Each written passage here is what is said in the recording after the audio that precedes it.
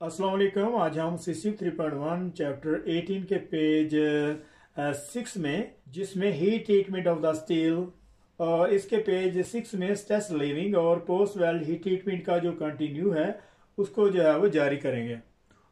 और इसमें stress leaving और post weld heat treatment process का जो पेज 6 में इसी में जो है वो कंटिन्यू करेंगे। यहाँ से इसको स्टार्ट करते हैं। The higher the temperature then the generally the more elastic strain will converter to the plastic strain. और जितना टेम्परेचर हाई होगा उतना ही इसका जो इलास्टिक स्ट्रेन है वो प्लास्टिक स्ट्रेन में कन्वर्ट होगा और प्लास्टिक मूवमेंट में। It is generally accepted that up to 90% of the residual stresses can be plastically relieve during this process. और आमतौर पर ये माना जाता है कि जो 90% जो रेसिडुअल स्ट्रेसेस हैं, जो वेल्डिंग प्रोसेस की वजह जो स्ट्रेसेस आती हैं, वो इस तरीके से इसको रिलीव किया जाता है। और आमतौर पर ये चीज़ मानी जाती है कि जो 90% जो वेल्डिंग प्रोसेस की वजह से जो रेसिडुअल स्ट्रेसेस आती हैं उसको जो प्लास्टिकली जो है वो रिलीव किया जाता है। This change is shown dramatically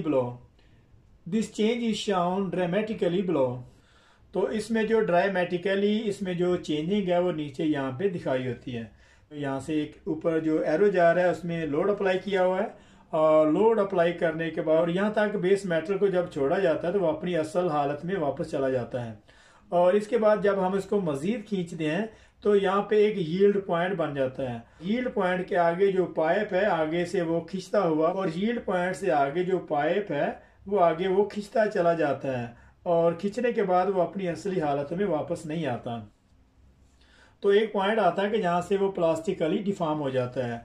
तो इसमें जो प्लास्टिकली स्ट्रेन दी गई है यहाँ पे, तो इसको इलास्टिक स्ट्रेन से जो प्लास्टिक स्ट्रेन में इसको जो लोड दिया गया है, तो इस पॉइंट पे आके जो इसका जो फेलियर पॉइंट है, यहाँ से जो बेस मेटल है, जो पाइप है, कुछ भी अगर हम टेस्ट कर रहे हैं तो यहाँ पे आके ब्रोक हो जाता है। यहाँ से इसको चेक करते हैं। When the temperature is returned to ambient temperature, और जब टेम्परेचर अपनी असली हालत में वापस आ जाता है, the yield point return to plastically the same position as at the start of the heat treatment process। और उसका जो यील्ड पॉइंट है सेम उसी पोजीशन पे वापस आ जाता है, और इसका जो यील्ड पॉइंट है वो प्रैक्टिकली सेम उसी पोजीशन पे वापस आ जाता है। यहाँ से जो हीट ट्रीटमेंट का जो प्रोसेस है, यहाँ से हीट ट्रीटमेंट का जो प्रोसेस है वो स्टार्ट किया था। तो नंबर 6 में इसका जो प्री हीटिंग है, उससे पहले हमने अनीलिंग, नॉर्मलाइजिंग, हार्डनिंग, टेम्परिंग और स्ट्रेस लीविंग। अभी हम इसका जो लास्ट पेज के लास्ट पॉइंट में जो प्री हीटिंग का जो प्रोसेस है उसको चेक करेंगे। तो यहाँ से अभी हम इसको स्टार्ट करते हैं। We can preheat metal and alloy when welding of the number of region. तो हम मेटल और अलाई को प्री हीट करते हैं, इसके बहुत सारे रीजन हैं। Primary, we use most preheat to achieve one or more of the following. Primarily, we use most preheat to achieve one or more of the following. यहाँ तक इसको देखते हैं। तो खास तौर पर जब हम प्रीहीट करते हैं तो स्टील से कुछ इस तरह की हमें जो है रिक्वायरमेंट होती हैं, जिसका नंबर 1 में to control the structure of the weld metal and has on the cooling. तो जब प्रीहीट का मेथड किया जाता है तो उससे जो weld metal to control the structure of the weld metal and has on the cooling. तो जिस स्ट्रक्चर को वेल्ड किया जाता है उसका वेल्ड मेटल और हीट अफेक्टेड है उसको कूल करने के लिए उसको जो कंट्रोल किया जाता है। तो नंबर 2 में to improve the diffusion of the gas molecule through an atomic structure. और इसके अलावा जो एटॉमिक स्ट्रक्चर है उसके जो गैस के मॉलिक्यूल हैं, जैसे हाइड्रोजन है और बहुत सारी दूसरी गैसेस भी उसमें जो है वो मौजूद होती हैं, तो उसको जो है वो उस एरिया से डिफ्यूज करना, उसको एलिमिनेट करने के लिए जो प्री हीट का जो मेथड है उसको इम्प्रूव करता है। तो नंबर 3 में to control the effect of the expansion and contraction. और वेल्डिंग के दौरान जो मेटल में जो स्ट्रेसेस बनती हैं, जैसे एक्सपेंशन और कॉन्ट्रैक्शन है, उसको भी कंट्रोल करता है। यहाँ से इसको देखते हैं। We can control the formation of the undesirable microstructures that are produced from the rapid cooling of the certain type of the steel। यहाँ तक इसको देखते हैं। तो प्री हीट इसलिए किया जाता है कि कुछ स्टील में जब उस पर रैपिड कूलिंग की जाती है तो उसमें जो अनडिजायरेबल जो माइक्रो स्ट्रक्चर है वो बन जाते हैं, उनको कंट्रोल करने के लिए हीट ट्रीटमेंट का जो प्रोसेस किया जाता है। Martensite is produced by the entrapment of the carbon in solution at temperature below 300 centigrade. यहाँ तक इसको देखते हैं। और जो मार्टनजाइट उस वक्त बनता है जब कार्बन जो है वो 300 सेंटीग्रेड से कम जो है वो सोल्यूशन में इंट्रैप होता है। The function of the pre heat with susceptible steel is the two folds. और प्री हीटिंग के दो फंक्शन है। The first being the suppression of the martensite. और फर्स्ट इसका फंक्शन ये है कि जब प्री हीट किया जाता है इसका जो मार्टनजाइट है वो स्प्रेस हो जाता है, वो दबा दिया जाता है। Martensite formations by the delaying the cooling rate. यहां तक इसको देखते हैं। ये वही बात कर रहा है कि जब प्री हीटिंग का मेथड किया जाता है, बेस मेटल की स्पेसिफिकेशन के मुताबिक जब बेस मेटल को हीट किया जाता है तो उसके जो मार्टनजाइट है वो स्प्रेस हो जाते हैं और उसके जो मार्टनजाइट है वो डिले कूलिंग रेट की वजह से स्प्रेस हो जाते हैं। डेफिनेटली जब बेस मेटल को हीट किया जाता है तो वो ठंडा होने में भी टाइम लगता है। And secondly allowing the trap hydrogen gas to diffuse out of the heat affected zone. और इसके अलावा इसका जो दूसरा फंक्शन ये है कि जो हाइड्रोजन गैस है उसको हीट अफेक्टेड जोन और वेल्ड एरिया से इसको जो है वो एलिमिनेट करता है। We may also control the effect of expansion and contraction in the welds. और इसके अलावा वेल्ड मेटल में जो एक्सपेंशन एंड कॉन्ट्रैक्शन का जो इफेक्ट है उसको कंट्रोल करता है।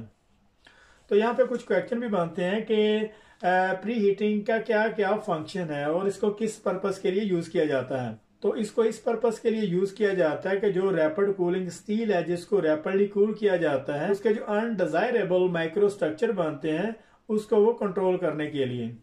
और इसके अलावा जो मार्टनजाइट बनते हैं बिलो 300 सेंटीग्रेड से नीचे नीचे जब कार्बन सोल्यूशन में ट्रैप होता है उस वक्त जो मार्टनजाइट जो है वो डिले कूलिंग रेट की वजह से वो स्प्रेस हो जाते हैं। और मजीद इसका प्री हीटिंग का बेनिफिट ये है कि जो हाइड्रोजन जो बनती है और मजीद इसका बेनिफिट ये है कि जो वेल्ड मेटल में और हीट अफेक्टेड जोन में जो हाइड्रोजन गैस बनती है उसको रिमूव करता है। और इसके अलावा वेल्डिंग के दौरान जो एक्सपेंशन कॉन्ट्रैक्शन का जो वेल्ड मेटल में जो एक्सपेंशन और कॉन्ट्रैक्शन का जो इफेक्ट है उसको कंट्रोल करता है। तो यहाँ पे उसकी समरी दी हुई यहाँ पे वो use heat treatment to change और control the final property of the welded joint. यहाँ तक इसको देखते हैं। और हम हीट ट्रीटमेंट का प्रोसेस इस वजह से करते हैं कि जो वेल्ड मेटल में जो चेंजिंग है उसके जो ग्रेन है उसको कंट्रोल करने के लिए और ओवरऑल उसकी जो फाइनल वेल्ड मेटल की जो प्रॉपर्टी है उसको कंट्रोल और उसको चेंज करने के लिए हीट ट्रीटमेंट का प्रोसेस किया जाता है। And fabrication all heat treatment are cycle of 3 element heating, holding and cooling. और ऑल हीट ट्रीटमेंट के जो साइकिल है उसके 3 एलिमेंट हैं, इसमें हीटिंग, होल्डिंग और cooling. The welding inspector should carefully monitor the heat treatment procedure. और इसके अलावा जो वेल्डिंग इंस्पेक्टर है उसको केयरफुली इसका जो हीट ट्रीटमेंट का जो प्रोसेस है उसको मॉनिटर करना चाहिए। इट्स मेथड ऑफ एप्लीकेशन, इसका जो एप्लीकेशन का जो मेथड है, मसलन जो मटेरियल की जो स्पेसिफिकेशन है उसके मुताबिक उसको हीट किया जाता है, इसको कूल्ड किया जाता है। And measuring system, all documents and graph relating to the heat treatment should be submitted to the senior inspector in the QC department to be logged in the fabrication quality documents file. To be logged in the fabrication quality documents file. यहाँ तक इसको देखते हैं। और welding inspector को जो heat treatment का जो सारे का सारा प्रोसेस है उसको केयरफुली इसको मॉनिटर करना चाहिए। और इसके अलावा जो हीटिंग मेथड है, मतलब बेस मेटल की जो एप्लीकेशन है और उसके मुताबिक उसका जो ग्राफ है वो चेक किया जाएगा। और जितने भी जो ग्राफ हैं और जो डॉक्यूमेंट्स हैं वो सीनियर इंस्पेक्टर को जो है वो QC डिपार्टमेंट को सेंड किए जाएंगे और उसको फिर जो फैब्रिकेशन क्वालिटी डॉक्यूमेंट्स फाइल में इसको जो है वो सेव कर दिया जाएगा। उसमें उसको जो है वो क्वालिटी फाइल डॉक्यूमेंट्स फाइल में इसको जो है वो लॉग कर देते हैं।